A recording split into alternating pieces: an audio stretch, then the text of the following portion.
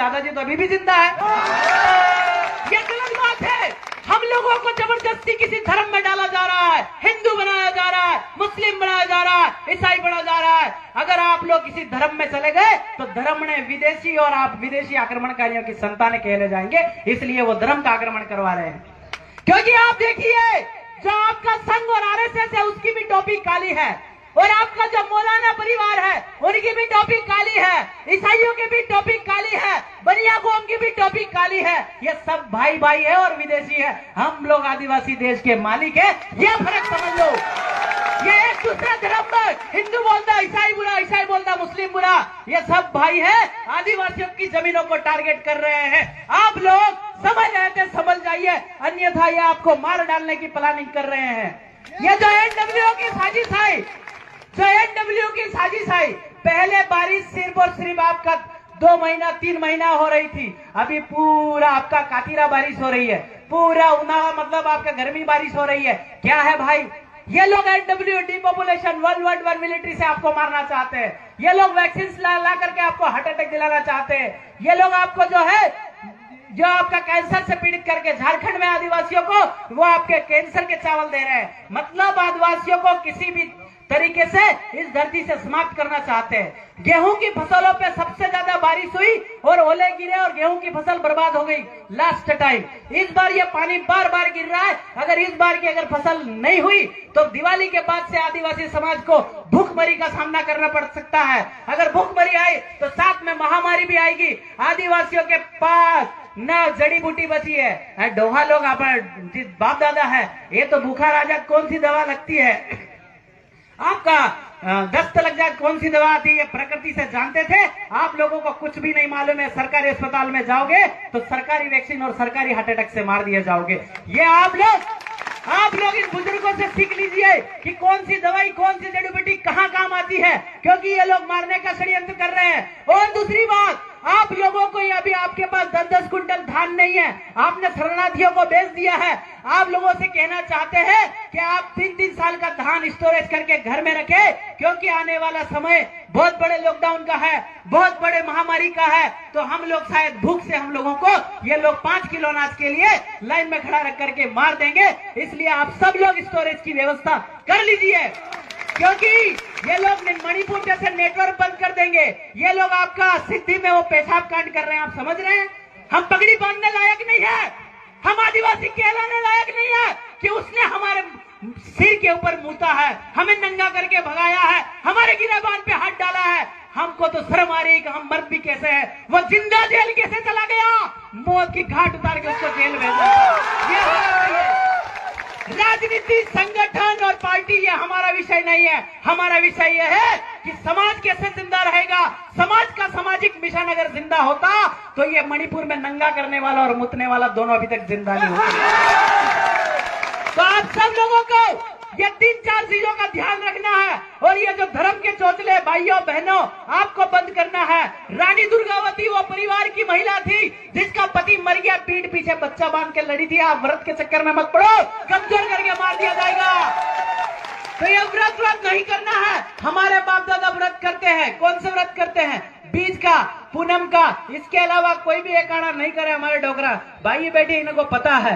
तो आप सब लोगों को ये कह देना, और भी वक्ता है, बहुत सारे वक्ता है, तो आप लोगों को यही कह देना चाहता हूं कि जमीन किसी भी हालत में न दे। दूसरी बात कि हम लोगों को एक और डफोड़ बनाया गया 1950 में। क्या डफोड़ बनाया कि ये लोग हिंदी लेके आए और संस्कृत लेके आए कि हिंदी तुम्हारी मातृभाषा है। तो क्या मेरे बाप दादाओं को क्यों नहीं आती हिंदी? संस्कृत मेरी मातृभाषा है तो मेरे बाप दादा को क्यों नहीं आती? इन लोगों ने तुमको इंग्लिश से दूर रखा, इन लोगों ने तुमको वकालत से दूर रखा, इन लोगों ने तुमको इंजीनियरिंग से दूर रखा, इन लोगों ने तुमको डॉक्टरी से दूर रखा। इसलिए वो हिंदी और संस्कृत तुम पे थोप के उनके बच्चे तो इंग्लिश पढ़ रहे हैं। एक भी नेता के बच्चे, एक भी प्रधानमंत्री का बच्चा, किसी का बच्चा हिंदी पढ़ता हो तो बता दो, किसी का बच्चा संस्कृत पढ़ता हो तो बता दो। वो आपको मूर्ख बना रहा है, आपको धर्म की किताब पढ़ा रहा है और वो इंग्लिश पढ़ रहा है। वो तो बाइबल जैसे वो इंग्लिश में अंग्रेजों के कानून पढ़ रहा है। तो आप लोगों को मूर्ख बनाया गया। विधायक साहब, जनप्रतिनिधि, आज के बाद में जितनी भी सरकारी स्कूलें हैं आप लोगों को जितना हो सके एक में भी अभी हमको हिंदी और संस्कृत नहीं चाहिए, हमको इंग्लिश चाहिए और हमारी माँ की भाषा तो हम गांव में बोल ही लेते हैं। ये लोग कहते हैं कि हम लोग राज्य में कन्वर्सेशन करने के लिए हिंदी और संस्कृत लाए। भैया गुजरात में तो गुजराती है, महाराष्ट्र में मराठी है, राजस्थान की अलग है, कर्नाटक की अलग है, तो तुम कौन सा वो वार्तालाप करवाना चाहते हो?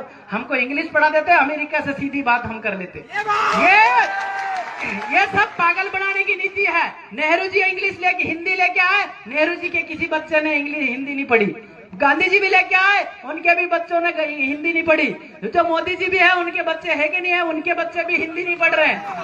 तो आप लोगों को ये मूर्ख बना रहे हैं। तो विधायक साहब आपसे कह देना चाहते हैं कि ये सारे सरकारी स्कूल है, जहाँ मेरा समाज जाता है, मेरा भाई जा रहा है, उनको एक भी को हिंदी और संस्कृत ना पढ़ाए। और आप एक भी थाने में टीआई आदिवासी के सिवा दूसरा न रखे, क्योंकि मेरा बाप दादा मेरी भाषा बोलता है और टीआई को समझ में नहीं आता, मेरी भाषा समझने वाला। और हर स्कूल में जहाँ आदिवासी रहता है वहाँ पे प्रिंसिपल मेरा आदिवासी होना चाहिए, क्योंकि मेरी भाई कभी वहाँ एडमिशन कराने जाए तो अपनी भाषा में बात करे, उसको समझ में आ जाना चाहिए। ठीक है? तो ये सब आप लोग जमीन नहीं देंगे और आप लोग हिंदी और संस्कृत नहीं पढ़ेंगे, आप लोग धर्म के चक्कर में नहीं पढ़ेंगे, आप लोग इन दूसरी पार्टियों के दरी बिछाने नहीं जाएंगे। आप लोगों को सिर्फ समाज के साथ जाजम बिठा के बैठना है, गांव को बचाना है, गांव की संस्कृति परंपरा को बचाना है। बहुत पार्टियों वाले लेकर के आएंगे, उनकी दरी वरी नहीं बिछाना है उनको। आप लोग अगर जिस दिन जाना बंद कर दिया ना उनकी पार्टी और उनकी सभाओं में, उनको दरी बिछाने वाला भी नहीं मिलने वाला है। जय जोहार का नारा है, भारत देश हमारा है, जय जोहार का नारा है, भारत देश हमारा है। चल जंगल जमीन की नुचे, हम नीचे, चल जंगल जमीन की नुचे, हम नीचे। जब आदिवासी बोलना है, जोहार, जय आदिवासी, जय कोडवाना, जय काली कंकाली, जय परिगोपाल लिंगो, जोहार। तो ये जो बेवकूफ़ी की बातें चल रही है, एक नया टेंशन भारत की जनता को देने की कोशिश जो चल रही है, आदिवासी को लेकर कोई आदिवासी का बड़ा नेता ये जो बयान दे रहा है, यानी कि नफरत फैलाने की बात, यानी कि हिंदू मुस्लिम ईसाई भारत के नहीं है, ये बता रहा है। तो ये बेवकूफ़ों को ये कब समझ में आएगा?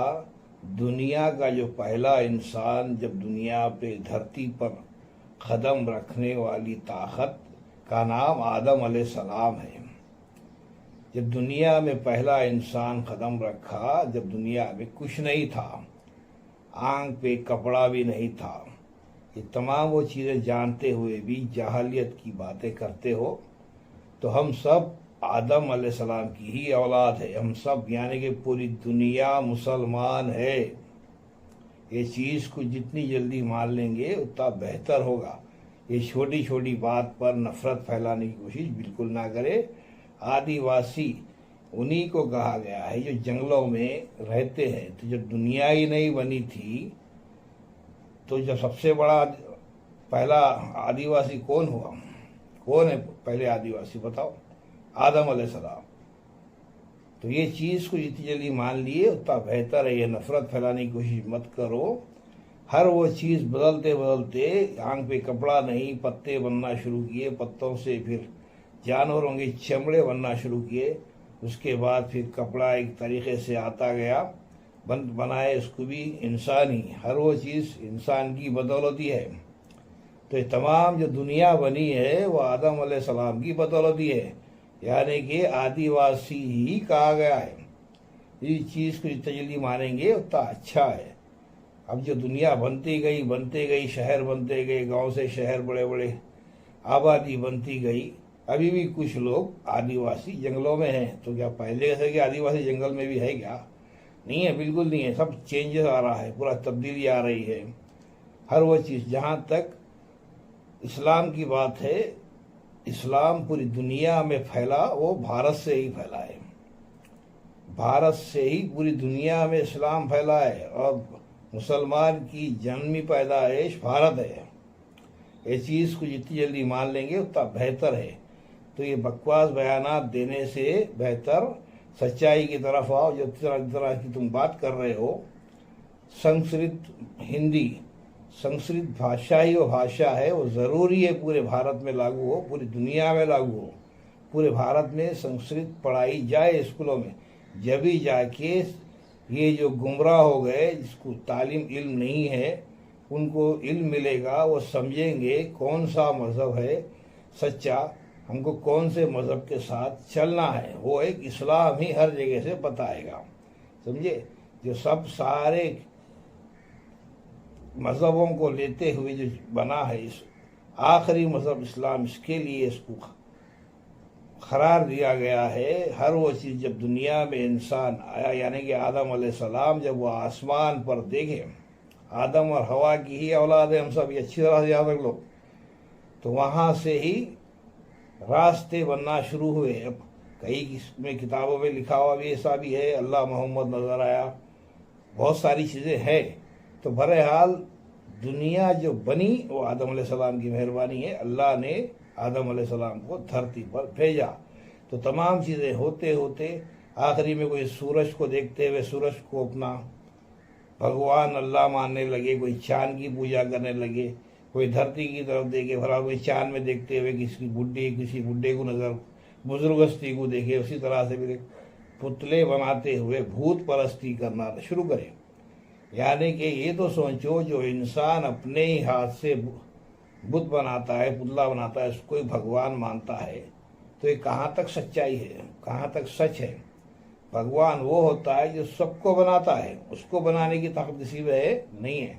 उसी को अल्लाह, उसी को ईश्वर, उसी को भगवान, वही आखिरी रब्बुल आलमीन सब, यानी कि परमात्मा। तमाम जो नामों से पुकारते हैं, पुकारते पुकारते आखिरी में रब्बुल आलमीन, यानी कि सब चीज़ों को आगे पीछे छोड़ते हुए ये सब भटक रहे हैं, गुमराह हो रहे हैं। इसकी पूजा उसकी पूजा सब चल रहा है। जाके 3300 करोड़ देवी देवताओं की पूजा की बात शुरू हो गई। तो 33 करोड़ देवी देवता की छोटी बात थोड़ी है। तो इसके बारे में भी इनको पता नहीं है। 33 से मुराद हर वो चीज़ आंकड़े से ही पूरी जानकारी निकलती है। 3 3 6 6 का अपोजिट 1 होता है। हम कई वीडियो में बताते हैं, तुम लोग समझ नहीं रहे हैं। एक तो तमाम देवताओं का देवता एक ही देवता है, वो है परमात्मा रब्बुल आलमीन। उसी की इबादत सबको करना है, उसी की तरफ आना है।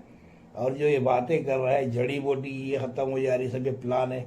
इंसान कितने भी प्लान बना लो, कितना भी चाल चल लो, इंसान जब तक अल्लाह की मर्जी नहीं होती, कोई भी इंसान किसी को मार नहीं सकता, किसी को नुकसान नहीं पहुंच सकता, ना ही किसी को फ़ायदा पहुंचा सकता है। सारा खेल अल्लाह की मर्जी से ही होता है। इस चीज़ को मान लेना ज़रूरी है। तो ये सब तब्दील होते होते ये सब इसको उसको पूछ रहे हैं, तमाम चीज़ें चल रही है। कोई जानवर को भगवान मान रहा है, कोई झाड़ को भगवान मान रहा है, अल्लाह मान रहा है, सब भटक गुमराही में आ रहे हैं। तो तमाम चीज़ों को लेते हुए आखिरी एक मज़हब मुकम्मिल इस्लाम, जो शुरू से है, जो आखिरी तक रहेगा, ता क़यामत रहेगा, वो है इस्लाम। तो इस्लाम कुरान करीम आसमानी किताब जब धरती पर उसको उतारी गई आक़ाए दो जहां मोहम्मद मुस्तफ़ा सल्लल्लाहु अलैहि वसल्लम के ज़रिए से, जो सारी दुनिया के लिए रहमतुल आलमीन बनकर आए, समझे, पूरी दुनिया के लिए। तो अब कोई भी नहीं, इधर उधर गुमराह होने से, ये बातें बकवास करने से कोई फ़ायदा नहीं। पूरी दुनिया मुसलमान ही है, बस सच्चाई की तरफ आते हुए रास्ता इस्लाम का चलना है, दावत इस्लाम कबूल करना है। एक ही मज़हब पूरी दुनिया में क़ायम हो जाएगा, जब ही अमन और शांति क़ायम हो सकती है। अब ये चल रहा है, ये सब एक नफ़रत फैलाने वाली बात, जो आदिवासियों को अलग बनाने की बात। आदिवासी मुसलमान ही है, सब आदम अलैहिस्सलाम की औलाद है ना। आदिवासी का मतलब जंगल। जब दुनिया बनी, जब क्या जंगल ही तो था। तो हम सब आदिवासी हुए। बाहर से आने वाले दूसरे लोग हैं, मुसलमान पक्का भारतीय है, इसीलिए मुसलमान डट के बोलता है अखंड भारत होगा। पूरी दुनिया को एक करने की बात करता है मुसलमान, वो भारत के जरिए ही करेगा। यही सच्चाई है। सच्चाई की तरफ आओ, नफरत फैलाने से कुछ होने वाला नहीं। आखिरी मजहब इस्लाम है, आखिरी दुनिया का महामंत्र ला इलाहा इल्लल्लाह मुहम्मदुर रसूलुल्लाह। यही मंत्र चलेगा और यही मंत्र से दुनिया कामयाब होगी। ये मंत्र के साथ चलने वाला ही कामयाब होगा। जो दुनिया में, सारी दुनिया में अज़ां हर वो सेकंड, हर वो लम्हे सुनाई देती है, यहाँ तक कि आसमान तक, चांद में तक अज़ां की आवाज़ सुनाई दी है। और जो तीसरा चंद्रयान जो चल रहा है, इसमें भी कई ऐसी चीज़ें जो खुलकर ये हुकूमत पेश नहीं करेगी, क्योंकि टोटल इस्लाम ही वहाँ से नजर आएगा। ये सच्चाई है। तो बहरहाल गुमराही से बचो, अमन और शांति के साथ दावत इस्लाम कबूल करो। सारी दुनिया के लिए पैगाम है, सारे भारत के लिए पैगाम है। नफरत को दूर करो, अमन और शांति के साथ रहने के लिए दीन की तरफ आओ, इस्लाम की तरफ आओ, दावत इस्लाम कबूल करो और हुकूमत तुम ही करो। अमन और शांति बरकरार रखो, जिए और जीने दो। हक ला इलाहा इल्लल्लाह मुहम्मदुर रसूलुल्लाह।